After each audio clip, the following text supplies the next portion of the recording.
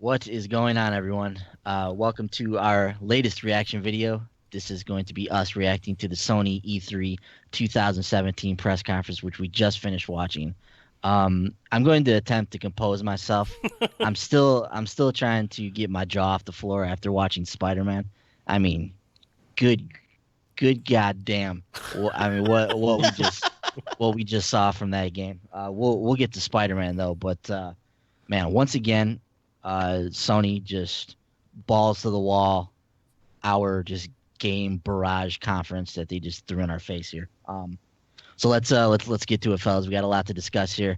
I'm Ben. That's Bender, Brent, Frankie. Our Twitter handles are underneath Hey. us. Follow us on there if you so choose. All right. So at the top of the show, before Sean Layden even hits the stage, we got the goods. So first we saw Uncharted: The Lost Legacy and Horizon: The Frozen Worlds. Both, of course, will be releasing this year. The Lost Legacy coming out in August. We don't have an exact date for the Frozen Wilds, which is the single-player DLC expansion that we've heard about for Horizon. So we started things off with a bang. Uncharted: The Lost Legacy looks incredibly epic. And Mm-hmm. this looks like an Uncharted game, and the fact that we're getting this at all is awesome, and it looks like it's ballooned into quite the epic game. So I'm really expecting a nice package when that comes out. Horizon: The Frozen Worlds looks, as beautiful as that game ever looks. We've got some more frozen environments to make our way through, so that looks like that's gonna be pretty epic as well. Brent, talk to me about this opening, the kind of DLC that they hit us with here. Well, first off, Uncharted Lost Legacy looks amazing. You got two awesome characters, and it looks like this is just going to be an epic, nonstop action game, and I'm really excited about that. It looks beautiful. You got two very likable characters, and I'm sure there'll be a lot of backstabbing and betrayal through this story. So this looked really, really good. From with Uncharted Lost Legacy, this looked really good. Yeah, Bender. You had to be excited by this opening, man. Uncharted: The Lost Legacy looks suitably epic. Looks to be a worthy heir to the Uncharted name. What'd you think? Yeah, it looked pretty awesome. I mean, graphically, it looked beautiful. Mhm. It's an Uncharted game, so I love that franchise. I'm always looking for more Uncharted experiences. I love Chloe and Nadine; they're both cool characters. The setting looks really cool. Everything about it looks pretty exciting to me. So I'm definitely looking forward to that one. Yeah, for sure. Frankly, what'd you think about the Lost Legacy and the Frozen Worlds, Frozen Wilds? Excuse me, Frozen Wilds. Yeah. Frozen Wilds. Lost Legacy looks really good. I'm very intrigued to hop into that one. I'm thinking that maybe since Shadow of War got delayed, maybe I will actually hop into that. Um, I still haven't played Horizon Zero Dawn at all, but that expansion looks pretty cool. Mm-hmm. So I should probably prioritize and actually finally play Horizon. It's terrible. Like this year has been awful with just backlog. So I gotta get in there and play that thing. Now, Frankie, I know you're a big fan of like Uncharted 1, 2, 3. I know you weren't a big fan of 4. I mean, do you still have high expectations for the Lost Legacy, and you think this will kind of take that that sour taste out of your mouth if it delivers?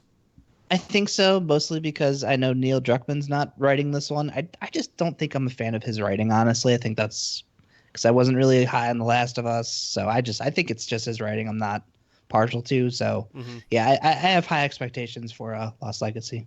Cool. Can we cut the feed to Frankie's mic? Is that a thing? No, You know, no. I kid.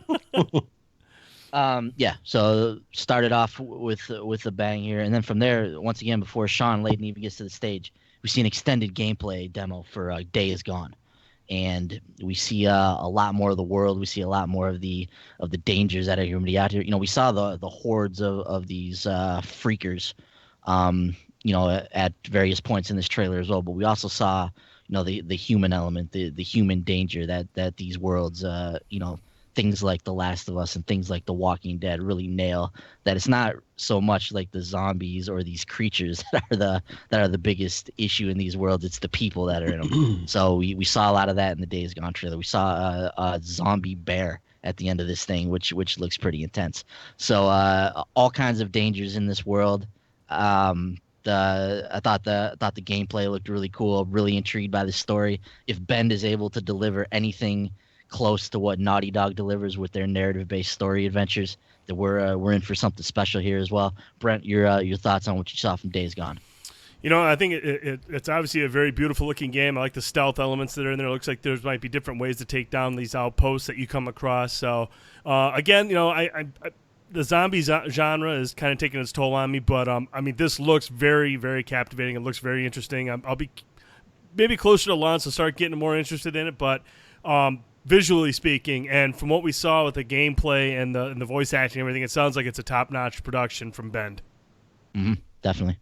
Frankie, no release date yet on Days Gone. I thought this would be a 2018 title. We didn't even get 2018 or any kind of hint to that. So I guess that's to be seen. But what'd you think about what you saw from the gameplay trailer?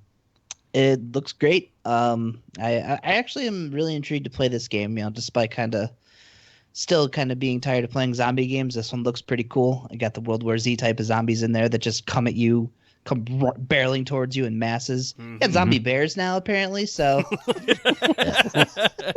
but no, some of the stealth elements they're showing off look pretty cool. Setting up a bear trap, luring guys, and slowly taking down packs of enemies. So a game looks like it's going to be like a dangerous world you're going to be in. So I'm really bummed we didn't get a date. I was really thinking after last year having as much to show as they did. Obviously this game looked like it was coming along pretty well. It has to almost be done. So I was really expecting a date this year. I'm kind of disappointed we didn't get one. Yeah. Mm-hmm. I can't help but wonder if this will be a PlayStation experience where we'll finally get that date. I really feel like that's what they're going for with this because, we've looked at it and, the Sony has everything pretty much locked up with third-party deals for the winter or for the fall.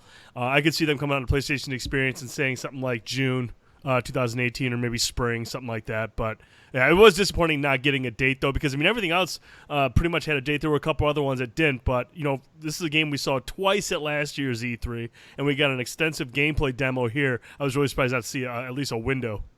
Yeah, and we talked about this on our prediction show.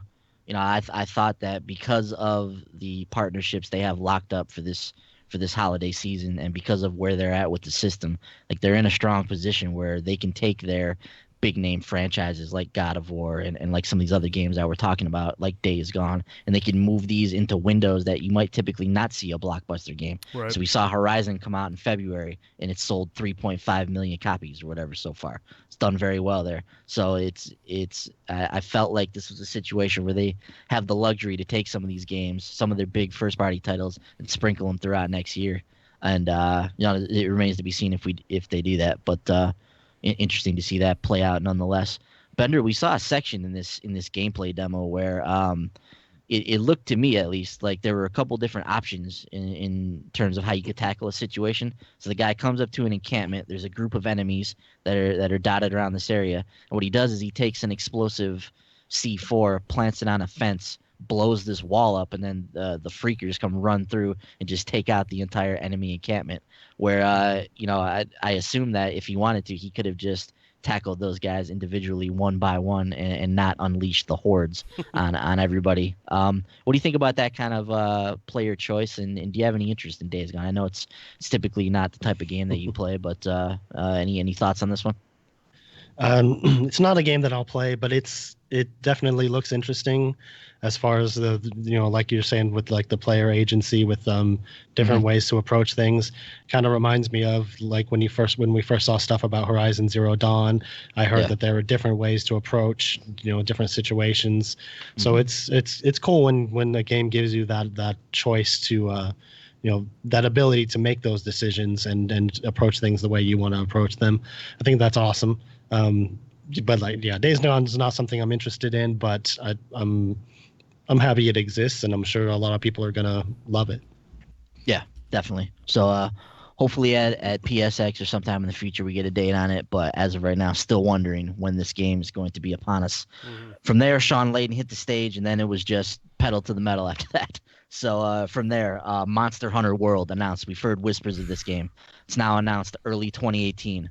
This is a title that is a niche title over here in the West for the most part, but East, in Japan especially, this is an enormous franchise. So this is a huge get for PlayStation, getting this back onto their system. It's been on Nintendo platforms for a while now. Last time we saw Monster Hunter on a PlayStation system was PSP, if I'm not mistaken. So Yeah. so it's been a while, and so what do you guys think about what we saw from this? Bender, any interest in Monster Hunter World? It looks pretty cool. As I mean, I'm used to seeing Monster Hunter like on a small like 3DS screen with the graphics are just okay. But this game looked really pretty, and the the way the creatures act and everything looks cool. Looks like there's a lot of different options. Like when you put on that like camouflage cloak or whatever, Yeah. kind of sneaking around. That was super cool. And what I'm wondering though is if whether or not this is going to be multiplayer, because I mean that's kind of a standard in the Monster Hunter franchise, is having like a 4-person squad going around hunting these things. They didn't show it. That doesn't mean it's not going to be there, but I'm really interested in learning more about it. But it looks really cool from what I saw. Do you think maybe they wanted to show us that you can play this game by yourself? Like that's something that not a lot of the other Monster Hunters could do, right? It's more difficult to play by yourself. Do you think maybe that's an angle that they're going to tackle with this one? Like, hey, this is one you can experience without a group of people. Maybe, and that would be appealing because like you said, a lot of the other Monster Hunter games, there are some smaller monsters you can take on by yourself, but when it comes to the bigger ones, you really need people to play with.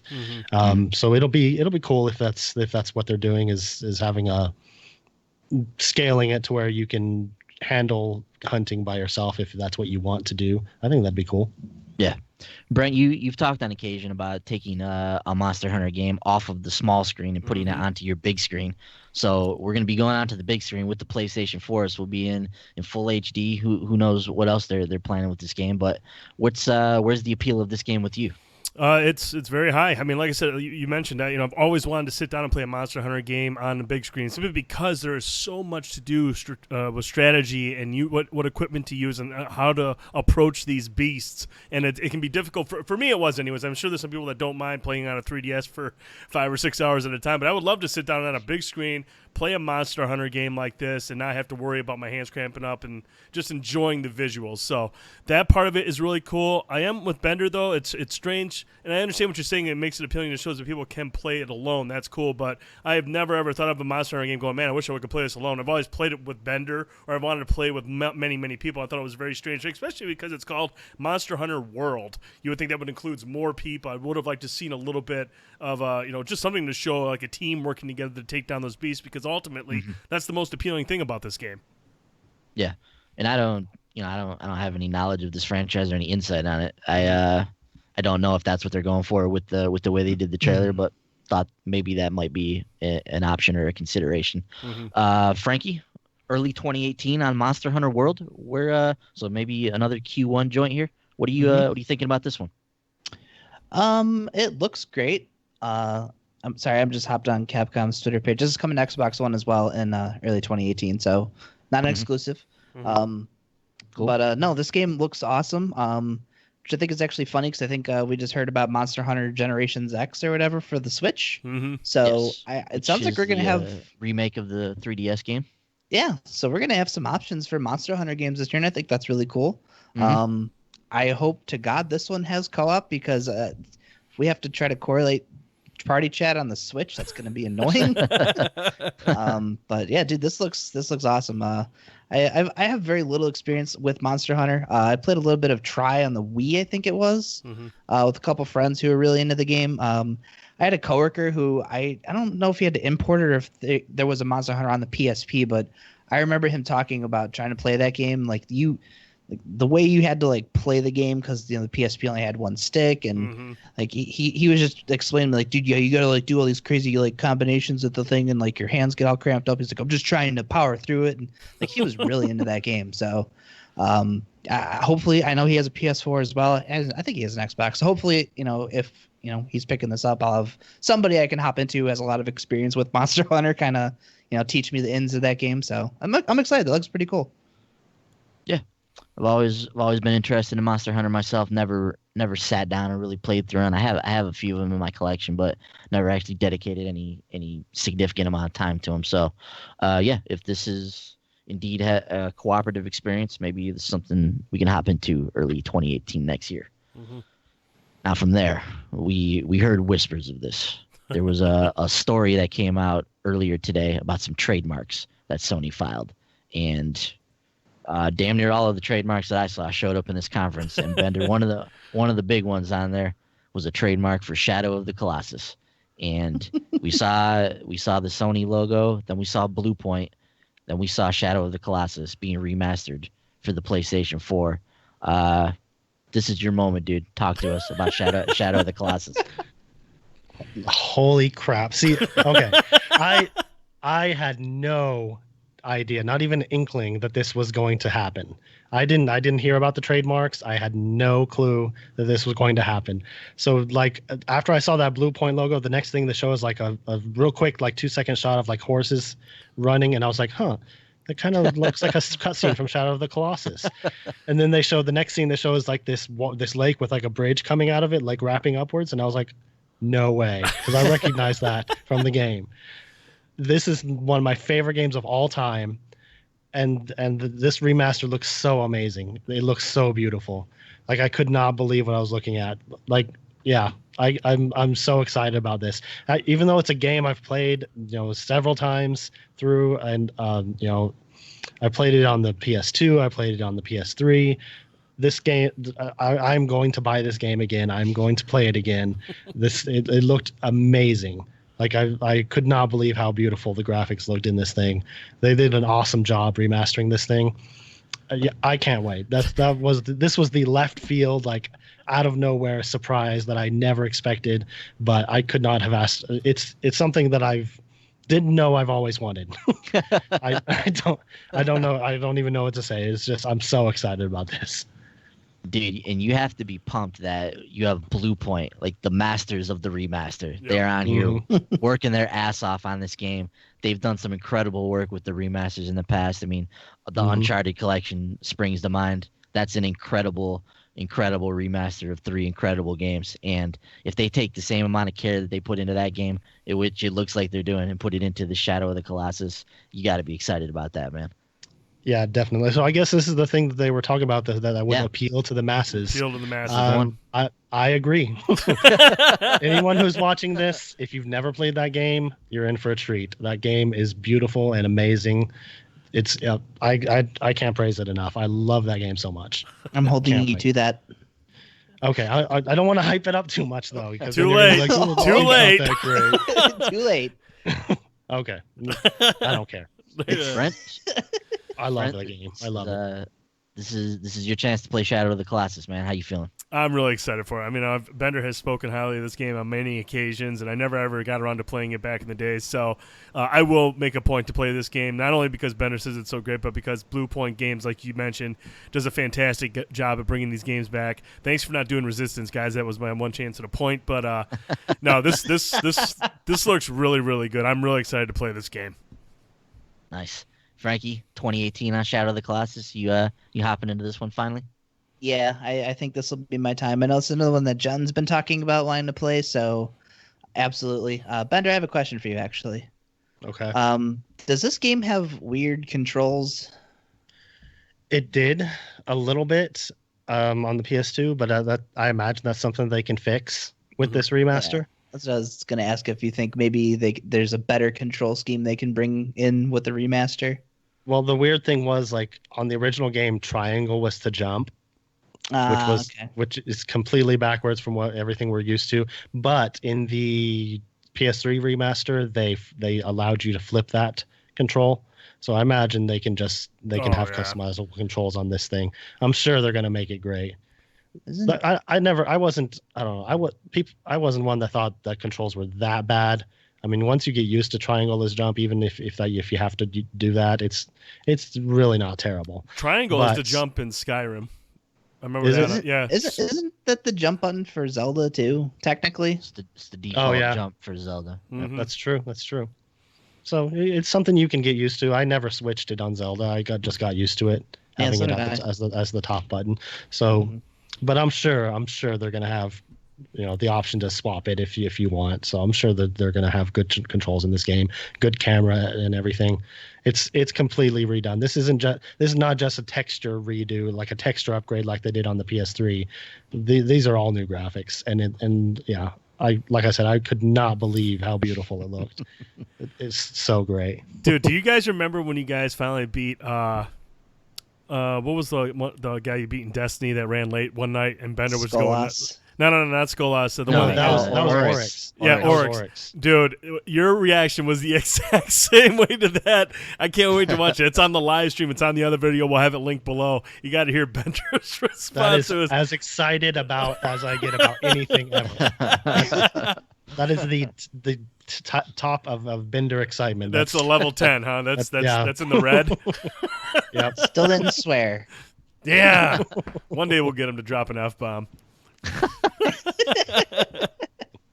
Yeah, so that was a great moment on the stream, watching Bender react to that, and yeah, just looks fantastic, man. Like you mentioned, this is no mere remaster. This is of the caliber of like Ratchet and Clank. It looks like, like completely like redoing the game, and yeah, I'd imagine they'll tackle the controls, modernize them for the current audiences as well. So, please be excited, Bender.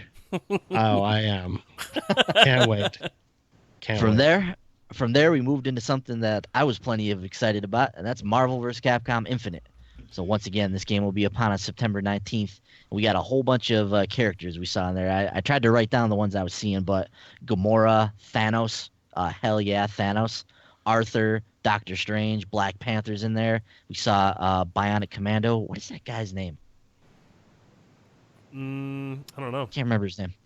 We saw the Grandmaster from Strider. We saw Strider in there. I don't know if he was unveiled prior to this. Don't remember. But we saw this cool story trailer, and at the end of it, story demo available today. So when we finish up here, that's what I'll be doing. I'll be going and downloading this story demo, seeing what it's all about. Frankie, you are a fighting game fan like myself. What'd you think about what we saw from Marvel vs. Capcom Infinite? You excited about some of these characters? Like, how badass is Black Panther going to be in this game? Yeah, dude, hell yeah, man! I cannot wait to experience. It looks like they're going all in on the story for this game. So, yep. I cannot wait to hop in there. I'm not gonna touch the demo. I don't want to do it. Part of me does, just because I want to see how the changes to the fighting mechanics are. But whoo, dude, I can't wait. Dude, that ending with Rocket and Dante. Yeah. Yeah, Rocky got to get his hands on Ebony and Ivory from Dante. I hope he can use those in the game too. That'd be awesome. Would be. Yeah, we saw Zero in there as well. I didn't mention that. So some other Mega Man characters. Just yeah, can't wait, man. Pumped that Thanos is at the heart of the story as well. He's just such a badass. So the fact that he's in this game is sweet. Brent, you gonna become a fighting game fan with this game? Negative. You gonna tell us you're not gonna buy it and then buy 3 copies of the collector's edition? Nope. Appreciate it, man. Yep. Not gonna be there. Got Cool. the book. I'll see you there on September 19th. Yeah, you're crazy. No way, no Bender, how. you hopping into Marvel vs. Capcom Infinite at the very least for the story? Yeah, I might have to check it out. Actually, like I said, I've played the last one a little bit, and I liked that game. It was pretty fun. So, this one looks pretty cool. Cool. Right on. So once again, September 19th on that. I will be there alongside Frankie, I'm sure. From there, we got another trailer for Call of Duty World at War. Once again, this is releasing November 3rd.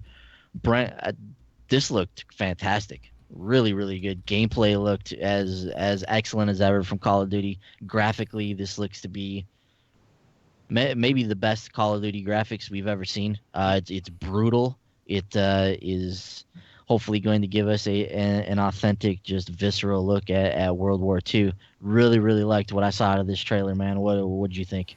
Yeah, this looks like it's got the same brutality that World at War had. We saw dismemberments, intense combat. This is, like I said, I'm really hoping that this is going to be a return to form for Call of Duty. I mean, I've always loved the campaigns. I love the World War II setting. This has a chance to really get this game back to where it needs to be. And, the campaign, obviously, this gameplay was intense. It looked fantastic. It was running great. But, I have high hopes for this one. Yeah. I feel like I'm going to set aside a weekend for this one when it comes out. I really like the way it's shaping up right now. When I saw the hatchet split that guy's head open, Oh my God. I knew this wasn't a Bender game. So I'm going to go to Frankie. Frankie, what'd you think about what you saw from World War II here, man? It looks nice. I'm just not a big Call of Duty guy, so. Mm-hmm. Any interest in the campaign portion of it or no? No, not really. I gotcha. Cool. So we'll move on from there. And something I'm really excited that we got to see, guys, is we had a VR segment in the press conference. So, really happy that they tackled this, showing support for the unit, showing that they've got some really cool things in the works here. Brett, the first thing they showed was Skyrim VR. Yeah. So last night we saw Doom VR, which is from what I can tell, not the entire game, but it's portions of the game in some type of truncated form. We saw Fallout 4, which is the entirety of Fallout 4 in VR, from what I understand. And from what we saw of Elder Scrolls Skyrim here, this appears to be that game in VR. Talk to me, dude. What's going on here? That's a game that I absolutely love. I love Skyrim. Okay, that's one of my favorite RPGs of all time. Putting this into a VR world, or putting you in that world via VR, is just, it's going to be mind-blowing. I hope it runs well. But again, my problem with that is I can only handle VR for short increments amount of time. It's going to take me like 2 or 3 years to actually get through the story. That's not doing any side missions. That's just doing the actual story missions. But no, that's awesome. I love that Bethesda is kind of like taking the reins on VR and being one of those AAA publishers that's like, hey, look, we can get behind this. I mean, you saw Doom last night. We saw Fallout VR. Now we're going to get Skyrim. I mean, yeah, Skyrim's an old game, but if there's ever a game that I've ever wanted to be in that world, it's Skyrim. And that's fantastic. I'm actually really interested to see how that turns out. Dude, so let's paint the picture here. So you're walking around Skyrim, and one of these dynamic dragons starts flying. You look overhead, and this like huge beast is like flying over you, and then he lands and he's in front of you, and you're going to battle with this beast. You're yelling your like dragonborn shouts like into the microphone. I hope you can do that. I hope you can do that in the game while you're in VR. Like, come on, dude. This could be incredible, dude. I mean, I can paint the picture for you. I'll be shouting down. My wife will be like, "What is he saying?" And it'll be tit sweat. I mean, it'll be just a disgusting display of. Yeah, I'm excited. That sounds awesome, dude. Like I said, there's just so many areas in Skyrim where I remember playing the game where you're not even in combat, you're just exploring. Yeah. Like, man, this is just the ambient sounds, the visuals that they created at the time. It was just a breathtaking game, and the fact that I get to be in that world now. I'll have that opportunity. Dude, I might just seriously set the headset on and just sit. And just look around and just take in the visuals. You know, if a dragon shows up, I'll whoop its ass like I always do. But no, that's really, really cool. I mean, what kind of concessions they have to make to get that game running at a high frame rate remains to be seen. But at the same time, I just want to be in the world. It doesn't have to look one-to-one. It doesn't have to be photorealistic. If I'm there, damn it, I'm there. Yeah, I'm just picturing, man, when you're just walking through the world and you just see a dragon flying by. You're like, oh boy, it's about to go down. And you look up, you see him like flying over your head. Like that's got to be pretty sweet. You get that 3D audio when you hear him just coming up behind you. You're like, I don't want to turn around. I don't want to turn around. I know what's behind me. Yeah, that's gonna be awesome. That's got to be a pretty sweet feeling. Frankie, you down for Skyrim in VR? Yeah, why not? I've never actually played through Skyrim, so. Yeah, I just think it's funny because I think it was during the Bethesda, I don't know if it was the conference or a wrap-up show, but Brent made a comment like, yeah, they're really getting everything they can out of Skyrim, 10 years, where are we at now? 7 years later? 6 years later? So now we have VR Skyrim. But the other thing I wanted to note, I know we talked about it in our in the Discord room, but Doom VFR is coming to PSVR. It's $30. Yep. Oh, really? Nice. Yeah, so that's $23 on Amazon Prime and Best Buy too. Yeah, the Gamers Club. So that's awesome, dude. Yeah. Now, Bender's got the predicament here. He doesn't know if he should get Skyrim for the Switch or if he should get it for VR now. I know. Never played it before, so now I have to weigh out what way do I want to experience it first, in VR or on the go. Do you want to play it as you, or do you want to play it as Link? Those are your two. That's the decision you got to make. That's like one and the same, though, isn't it? It really is. Here's the thing: you get to use Link's gear. You're not actually Link. Yeah. I get you get to dress up as him. But still, you get the Master Sword. That's pretty sweet. That's very sweet. You're basically Link. I mean, isn't that all Link is? The welder of the Master Sword. Yeah, indeed. Yeah. Yes, that is all he is, really. I might actually have to double dip on that one and get them both. Wow. Damn. Bender going all in. So Brent, now that we see Skyrim, obviously it's coming to PSVR. does this open up the floodgates and now have Fallout VR on there as well? Man, that's the difference between Skyrim and Fallout 4. Skyrim is a 7-year-old game, and it probably doesn't take. You don't have to take out too much to get it to run at 60 frames. Whereas Fallout 4, they probably have to do a lot of work to get that running on a console. But if it does, that's awesome. That'd be fantastic. I mean, another apocalyptic world that I'd want to be able to explore in person, being set in that world. That would be very, very appealing to me. Yeah, that's wild. I really need to see that in action, man. So that's very, very intriguing. I'll be very interested. I'll probably be day one on that one. I really want to see what that game's like in VR.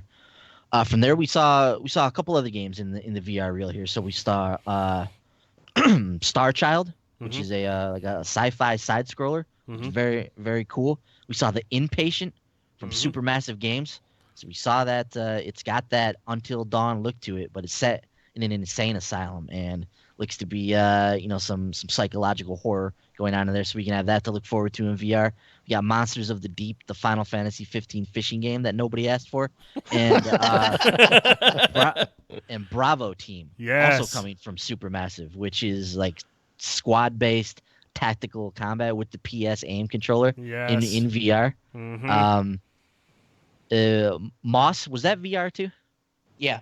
Moss was VR too. So Moss, a 3D like platforming adventure game, looked really, really cool as well. So Frankie, take me through this list here, man. What stood out to you from the VR segment? Wow. Actually, all these games, they all look great. Even Bravo Team, which I've never really been into SOCOM, but this kind of looks like, that like tactical, Navy SEALs combat. So I'm interested to try that out. Hopefully it has aim controller support. That'd be really great. Dude, The Impatient, look, Until Dawn has some really creepy stuff in it. So seeing those guys tackle another horror game in VR, I'm pretty excited about that. Moss, that game looks beautiful. And I don't know what the deal is with this little mouse. Kind of has like a little I don't want to say Fievel. Is Fievel a mouse? I don't even remember. But Fievel was a mouse. Yeah, sword. Dude, Fievel's awesome. So that's a good comparison. Yeah. So, but the Game Trust game. What was the other one? What am I missing? It's the other platformer. Star Child. Yeah. Dude, that looks really great. I'm really curious to see more of that one. I don't. It looks like you got some like these big, massive. I don't know what, like a robot or something. So. Looks like it's going to be a really interesting world. Scale of that game looks good for VR. Yeah, totally. So, dude, I thought that was a great reel. I'm glad that VR didn't come out and kind of get quietly pushed to the side. We got you see Supermassive. You got Sony seemingly funding some pretty cool experiences for that thing. Supermassive went out on Twitter and said both The Inpatient and Bravo Team will be out this holiday. Oh, nice. Bravo Team. This holiday for both of them. Bender, talk to me about this VR segment, man. It was, we talk about it's pretty cool to see this on the stage here. One of the things we were missing from last year was some VR stuff. They had a lot of stuff in the pipeline, and one of their big titles was Farpoint. So it's come out now. It's Farpoint kind of to me signaled like the end of like the first wave of PSVR. So now we can start looking towards the future of VR, and this is kind of like the start of the next wave now. What you thought about what you saw from the VR segment? I liked it. I thought it was pretty cool. I'm really interested in Star Child. I think that looks very interesting. I think it's cool that they're doing stuff other than just first-person stuff in VR. I think a third-person game would work really well to have that depth of view and everything and stuff like that. And, like we already talked about, Skyrim VR looks pretty cool. That Final Fantasy thing looked like the graphics looked super generic. Like it didn't look good. I know it's not. I know the VR games they can't get super detailed with their graphics because they have to have a good frame rate. But man, that just did not look that good. No, it didn't. Yeah, I don't know. I would have liked. Remember that game Golem? I would have liked to have seen something about that game. That was announced like 2 years ago or something. Golem. Yeah. Yep. Still waiting to see Golem. Still waiting to see that one. But overall, it was a pretty cool VR segment, and I like that they were very clear about when the VR segment was beginning and when it was ending. Yeah. Because I think it was 2 years ago, it was very confusing. They played like a few VR games and then they started into other games, we're like, is this still the VR segment? What's going on? So I thought that was good the way they did that. Yeah, they took that criticism to heart and thankfully put the logo on the games this time, so we knew. Yeah. Yeah, because when they're doing these conferences where there's not people coming out on stage for every game, it's tough to keep up with what platform they're going to be on. So it's good that they did that this time around. Brent, Bravo team, dude. Like aim controller, tactical stuff, co-op sounds totally awesome. What else stood out to you in this segment, man? You got to be excited for the Inpatient too. Yeah, Inpatient looked really, really good. That was the other title that I was like, definitely got to check this one out. So this holiday, I will definitely be getting Inpatient. I will definitely be getting Bravo Team. Bravo Team. We don't know much about it other than what we saw. I mean, I gotta believe the aim controller is in play here. Just the way they were aiming and shooting in the trailer looked very similar to what we saw from Farpoint. So adding that in there, and if it's got any kind of like tactics and like SOCOM tactics, I will play that thing religiously. Just give me a nice amount of maps and some 5v5 and no health respawn or no health regen or respawn, and I'm down for that, man. Yeah, you'll fight through the tit sweat. I'll fight through that tit sweat. Make it a reality. I'm just gonna play with my shirt off, dude. There ain't gonna be no tit sweat. Thank God. No camera on that stream. Oh boy. Wow, you've already got it on. You gotta give the people what they want, man. Yeah, let's do it. Yeah, so very, very strong VR segment from PlayStation. Was excited to see that. Now after VR, we came into the home stretch and we saw the heavy hitters come out at this time. Led off by none other than Kratos himself with God of War, and just an incredible trailer. I mean, the combat in this game. I mean, slap my face and call me Susie. That looked that combat looks awesome. We saw some epic bosses. We saw this gigantic serpent that Kratos was about to tackle at the end of this. Super excited for God of War early 2018 as I anticipated with this game. So sounds like this is going to be a Q1 2018 title. Maybe take that Horizon spot for Sony this upcoming year. Frankie, talk to me about God of War. Yeah, dude, it looks awesome. I am really excited to hop in and play this game. When we're done, I gotta go show Jen the new trailer because she's a massive God of War fan. So she'll go nuts. Oh yeah, she's super excited about that game. So hopefully it'll be cool if it comes out in February because both of our birthdays are in February. So be a nice birthday present for one of us, both of us, because we're gonna play that one together. So I'm excited. Obviously got to look into some vacation time in February or March or something. So yeah, good stuff. Yeah, Brent, how incredible does this game look, man? It looks like everything I want out of a God of War game. I mean, Kratos just kicking ass, taking down beasts twice his size, just decimating hordes of villains, and it's just, this looks awesome. The gameplay looks sweet. I'm sure the story will be really, really good with Kratos and his son. So, it's God of War. I'm obviously going to play this game. Yeah, I mean, some of the combat maneuvers that they showed, just the fast-paced, like brutal God of War style combat, really, really exciting stuff there. Bender, I know you're not a God of War guy, but might you tune in for the story of Kratos and his son, rip some ogres' heads off? It looked interesting. Definitely some good story going on there, from what I can tell. I like that they're making Kratos a more human type of character, and giving him this son to look after and everything. So I don't know if it's a game I'll play, but it definitely looks pretty cool. Yeah. And sorry, go ahead, Frankie. Actually, Ben, I was going to ask you. So at the end of the trailer, we had that serpent, obviously, and it seems like his son can understand what the serpent is saying. So you think that's what's the deal with this kid? Yeah, we've been getting kind of story hints a little bit in some of the stuff that we've seen from God of War, that he's not just a normal kid, that he's got some abilities that we will tackle as we go through the story here. My favorite theory about God of War is the fact that Kratos' son is actually Thor, and he grows up to be the god of thunder, and that's kind of how this all eventually plays out. So we'll see. Cool. Yeah, because they showed some. He had some kind of lightning stuff in the first trailer that a lot of people started picking up on. We're like, what's going on here? So yeah, I read a pretty cool fan theory that I don't remember all the ins and outs of it, but the way they put it together was really neat. And we'll see what becomes of it. But yeah, this kid definitely has some abilities. We saw him getting in on the action too, stabbing some monsters and taking after pops. So just an absolutely stellar showing for God of War. I mean, how can you not be excited about this game? Seriously, just looks like everything you would ever want out of a big budget action video game. And from there, we got another just stunning trailer, Detroit Become Human. We got an extended segment for this. We unfortunately did not get a release date. Quantic was hinting earlier this week, though, that this thing is not far away. So I don't know how much longer we're going to be waiting for this. This could be another game that maybe we either get a date at PSX or maybe we get a date sometime in the fall here for either early next year or late this year.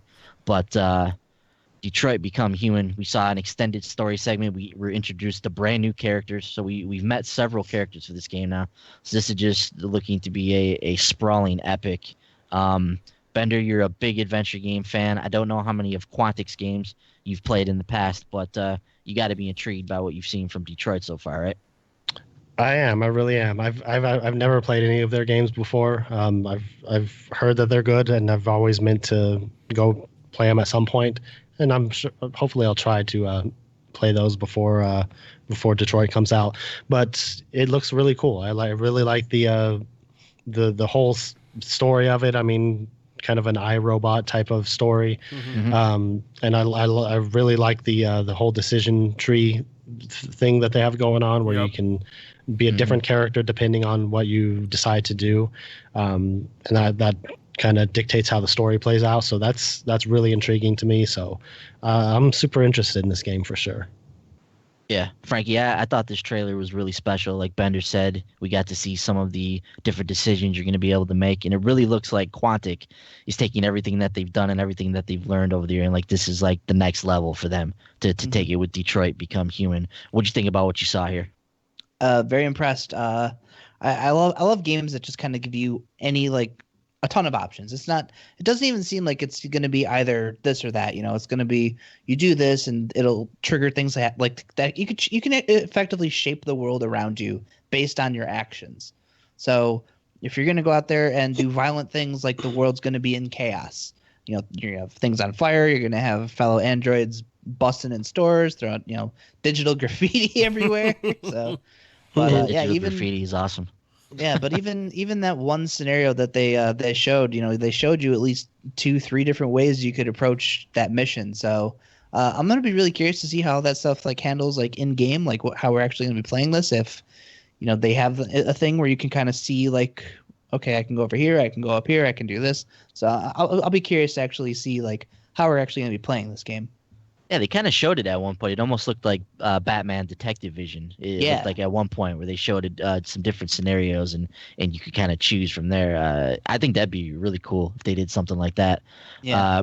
Brent, love the aesthetic of this game. It takes place in our hometown in the future, which is cool as well. What'd you think about Detroit Become Human from what we saw here? I really liked what we saw. I mean, obviously, Quantic is great at telling stories, and this will be obviously no different. This will be a very heavy narrative-driven story. But like you mentioned, the fact that it takes place in Detroit is obviously something that's very appealing to me. I want to go play through this game, see how accurate it is. See if I can see any landmarks or things that we would recognize. And then obviously the we saw a little bit in the trailer. We saw we did. People Mover. Yep. We saw some of the buildings. I didn't catch the Ren Center, but I think I saw it. I thought it was at the beginning. It was at the beginning. Okay. But and then the fact that you get to decide the story with different actions, different decisions that you can make. I always like that part of it. But it will all come back to the story. We'll ultimately decide if this game is a success or not. Obviously, presentation is through the roof, but it's going to be the story that's going to be the most important factor of this game. Yeah, looks like it's just running beautifully too. Oh, yeah. Just very extremely cinematic, beautiful graphically. Looks like it's running without a hitch from everything that we've seen so far. Really, really excited to see this game in action. Hopefully we get a date for it sooner rather than later. From there, fellas, our baby hit the stage. We saw Dominus Gall himself going full on Bane, like Born in the Darkness Bane, just kicking ass, taking names. We saw a Destiny 2 story trailer. and we got a little bit deeper into some of the story beats of the game. We really learned a little bit more about Dominus Gall. This is really the first time that we've got a chance to see him. I love where they're taking his character. He already seems like a much deeper, more fleshed out villain than what we've seen from this game in the past. Mm-hmm. So I can't wait to see where they go with the story from here. We got, of course, our first talk of some of the PlayStation exclusive stuff. So it's the stuff we've become accustomed to. So there's the exclusive strike, Lake of Shadows. Dude, could Destiny ever just name something just bad? Everything in this game sounds badass. From the boots you wear to the strikes you do, like Lake of Shadows. That just sounds like a badass strike. They can name things bad. You ever hear of Hard Light? Man, Okay, still holding there the you go. Hard Light grudge. Man, yeah. Ugh. The new exotic we saw, Borealis, looks badass. The armor gear, so it's gonna have all the exclusive stuff that we've come to expect from the game. Bender, talk to me, man. What'd you take away from the story trailer? What do you think about the exclusive stuff? Also, we got this nice little nugget at the end. The release date is now September 6th. So they've moved it up 2 days on us. Talk to me, Bender. It's so weird. I'm gonna have to take Wednesday, Thursday, and Friday off. I just we need to queue up the Homer gif right now where he's like, "Woohoo, 4-day weekend." Yeah, exactly. Yeah, no, but it looks really cool, and the Dominus Gall does kind of look like Bane, and that comparison is pretty funny because the Bane quote actually works well into Destiny too. I was born in the darkness. I did not see the light until I was already a man. Yeah. It's like it's funny. No, Yeah, but yeah, it looks like a sweet trailer. I remain excited for this game. Don't think I could get much more excited than I am. It's gonna be pretty sweet. Our lives are over once we once September 6th or 8th or whenever. Now 6th. Now. Yeah. It's I can't wait. It's gonna be awesome. The future of short pause rapidly closing in on us as they continue to move this date up. Yeah. Franklin, what'd you think about what you saw from Dominus Gall, Destiny 2, the story trailer, the new date? Talk to me, man. Now, when you asked me what I saw, you talking about when we were kind of in the front row or when we were up in the bleachers? Yeah, because they really found a way to just have the absolute worst crowd shot possible on a stream. Bravo, just bravo. But outside of that, no, that game looks totally badass. I cannot wait to hop into Destiny 2. There's not much more to say. We're both big fans of that game, so I can't wait to get in there. Yeah, Brent, September 6th, dude. So now all of these plans we've been making about taking Thursday off and Friday off, like now more days off gotta come off the schedule. How are we gonna manage this, dude? Like I can't take Wednesday, Thursday, Friday off. My wife would be like, "What? You took a week off to play a video game? Like, why not take a week off and we can go to Cabo or something?" Wait, your wife would ask, your boss wouldn't ask any questions? Just be like, "Oh yeah, get out of here." Yeah, my wife would honestly probably have more questions. I have vacation time, so if I'm like, "Hey boss, I gotta take a few days off," they're like, "Okay." But yeah, my wife would be like, "All right, why are we not in Cabo and you're downstairs?" So Brent, what are we gonna do, man? Dude, that pisses me off. I had a nice 3-day weekend planned. I was like, cool, Friday, Saturday, Sunday. We're good to go. Now, Wednesday, Tuesday's my off day at work, so that's a misfire. I'm going to have to see if I can get a switch there so I can get Wednesday off, and then, maybe feel ill on Thursday and Friday. But it's just, damn it. I had everything lined up. But, hey, if it means it's 2 days closer, I'm happy with that as well. Yeah. That's just 2 less days we have to play everything else. There you go. So whatever comes out before Destiny, I bid you good luck. So yeah, obviously we're all very, very excited about Destiny 2. Can't wait for September 6th to hit. And then, fellas, from there, we got into the grand finale of this conference in what was quite honestly probably the best trailer I've ever seen in my life for a video game. Spider-Man PS4 was fully unveiled in all of its glory. And when we originally saw that Spider-Man PS4 trailer, we were like, man, if this is how this game looks or how it plays, like, this is going to be something special. Well, folks, this is how this game looks and how this game plays. Yeah. Like, how that original reveal trailer was exactly how this game played out. And, seriously, I can't get over how this game looked. unbelievable looking title. I mean, seriously, Insomniac has seriously outdone themselves here. I mean, as a longtime comic book fan, as a longtime Spider-Man fan, who's my favorite Marvel hero, to see this game in action is like that's like something that I would like go in the corner and like weep about. Like it was incredibly beautiful, incredibly cinematic. The way everything played out, the fast-paced combat, the badass things he was doing when he was webbing people, that helicopter chase through the city. I mean, good grief. Somebody else get in here. Frankie, talk to me about this game. My God, dude, I'm with you. I was blown away. I had high expectations for this. This was the thing coming in here that I knew we had to see it. We have to see Spider-Man.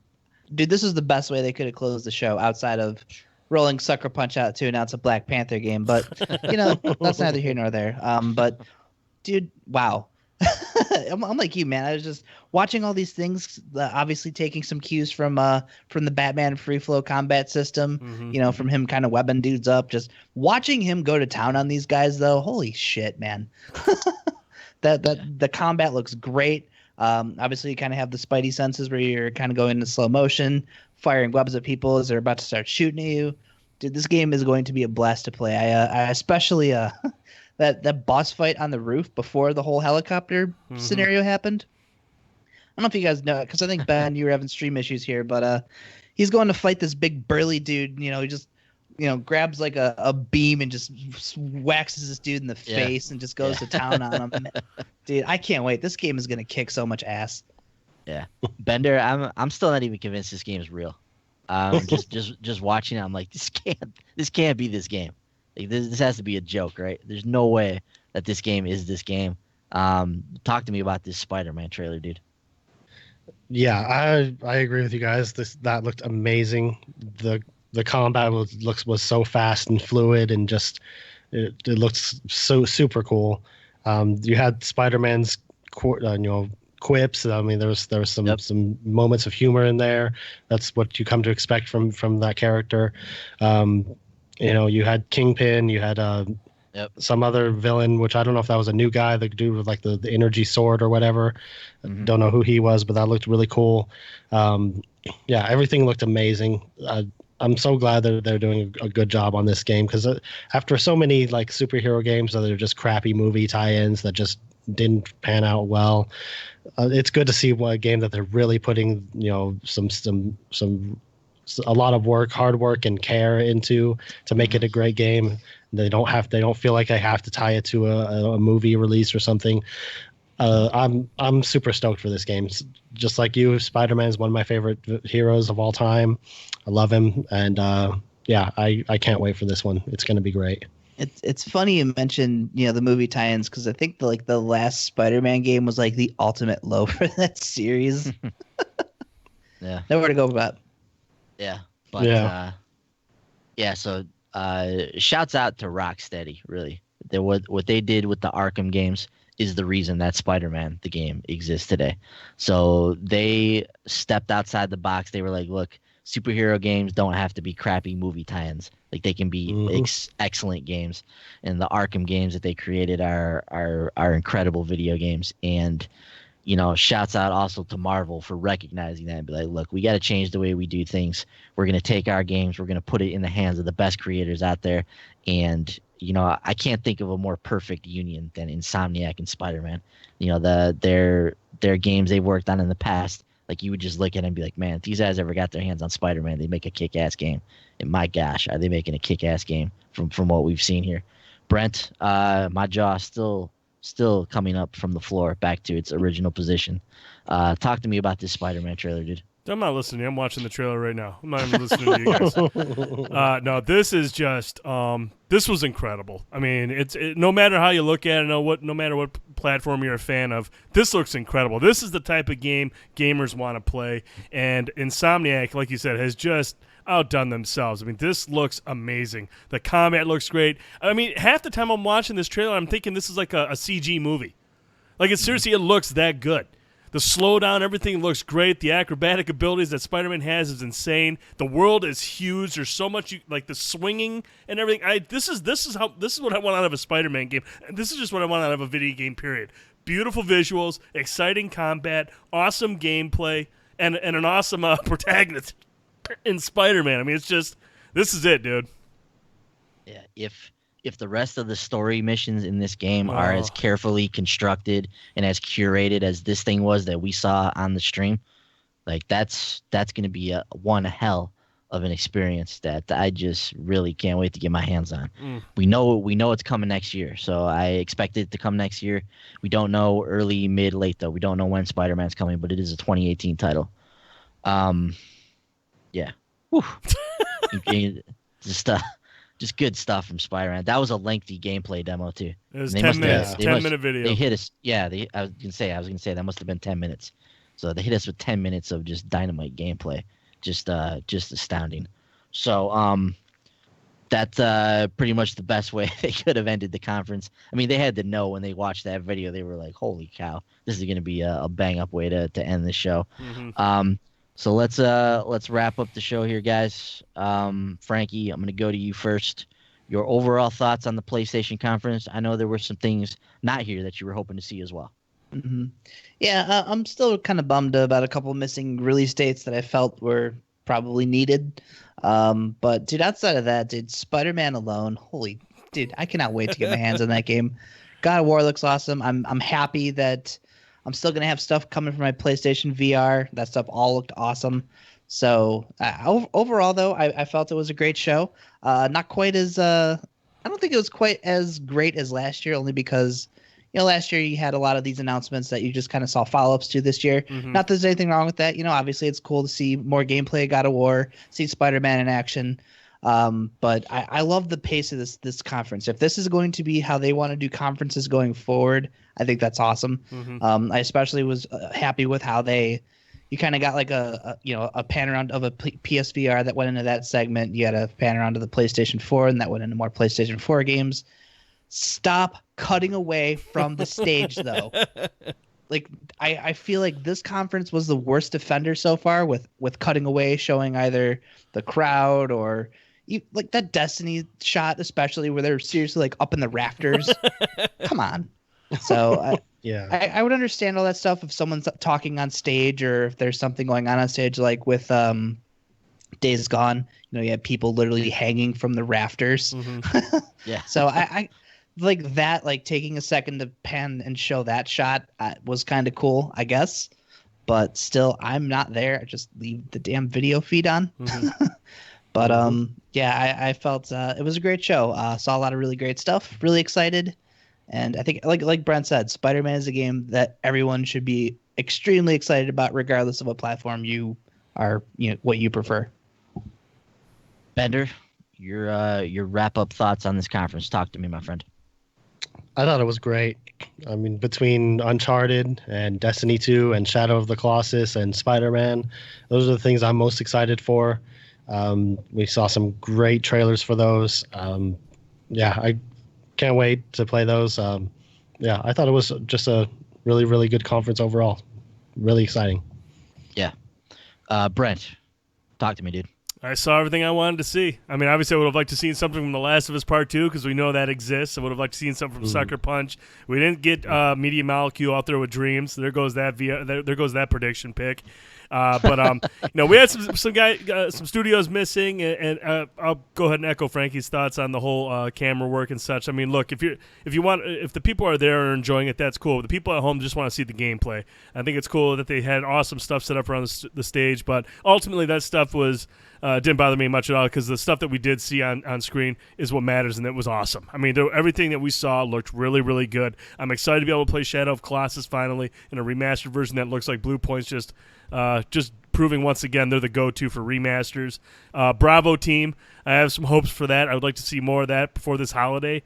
But yeah, Spider-Man is clearly and easily the standout here. It just looked incredible from start to finish of that trailer. Everything, the combat, the gameplay, everything, the visuals. It was a beautiful way to end this show. And pacing was really, really good. And like you guys mentioned, I'm really happy to see the VR is getting a lot of love there. That's important. Mm-hmm. Yeah. Mm-hmm.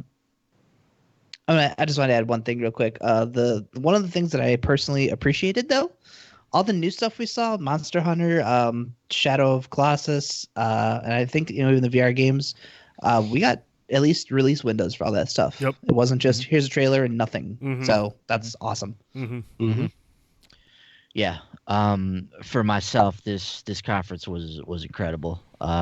This is exactly what I want from an E3 press conference. Just balls to the wall games, blockbuster games out here. Some smaller games as well. But I know we're missing a few release dates. I know we didn't see Sucker Punch. But at the end of the day, this is exactly what I want from an E3 press conference, from start to finish, from the beginning with Uncharted: The Lost Legacy to that absolutely incredible showing for Spider-Man. Like, this is why I play video games. Mhm. This is exactly what I want to see from these things, and I totally agree with you, Frankie. This style of conference, and PlayStation did it last year, and they said they were going to do it again this year, and that's exactly what they did. Like, they know, like, people love this format, and if they continue to do this, they're just going to continue to knock it out of the park with these excellent E3 press conferences. But just absolutely floored by what we saw here. Really, almost everything we saw was something that I'm interested in. So I just a great conference, a great way to end Monday on E3 as E3 gets started in earnest tomorrow. So, fellas, we will be back tomorrow to talk some Nintendo. We'll be live reacting to whatever they do in this Direct. Maybe we'll stick around for the Treehouse a little bit. I don't know. We'll have to see how that all plays out. There's apparently going to be some announcements that as well. But make sure you stay tuned to our YouTube page here, Short Pause Gaming on YouTube. If you're not subscribed, make sure you hit the subscribe button. Our Twitter handles are down here. Follow us on Twitter at the Short Pause to follow everything that goes on the website. So we've got you covered for E3, for Bender, for Brent, for Frankie. Did you skip Bender? Huh? For what? Did you ask Bender what he thought of the conference? Yeah. Oh, where was I? Sleeping. Whatever. You were actually right there. I was very quick with my thoughts. Meh. Yeah. Twitter handles are down there at the Short Pause on Twitter. You can follow us along there. And then so once again, for Bender, for Brent, for Frankie, I'm Ben. Thanks everybody for watching. We'll see you guys tomorrow morning or tomorrow afternoon, depending on what part of the country you're in, or world for that matter, when we talk some Nintendo. See you guys later. Good night. See ya. See ya.